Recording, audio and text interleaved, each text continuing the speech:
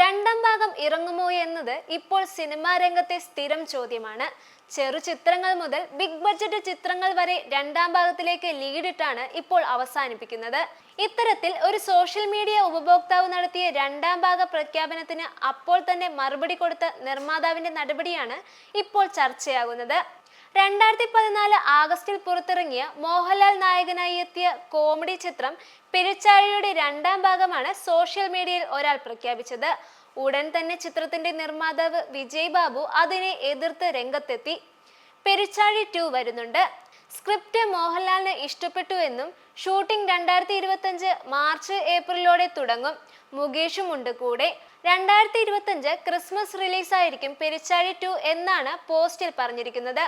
എന്നാൽ പോസ്റ്റ് ഇട്ടതിന് പിന്നാലെ ചിത്രം നിർമ്മിച്ച ഫ്രൈഡേ ഫിലിം ഹൗസിന്റെ മേധാവിയും നടനുമായ വിജയ് ബാബു രംഗത്തെത്തി. ഇത്തരം ഫേക്ക് അപ്ഡേറ്റിന്റെ കാര്യം എന്താണ് വിമൽ? ഞാനാണ് പെരുച്ചാഴിയുടെ റൈറ്റ് ഹോൾഡൻ എന്നാണ് വിജയ് ബാബു മറുപടി നൽകിയത്. അരുൺ വൈദ്യനാഥൻ രചനയും സംവിധാനവും നിർവഹിച്ച പെരുച്ചാഴി നിർമ്മിച്ചത് ഫ്രൈഡേ ഫിലിം ഹൗസ് ആയിരുന്നു.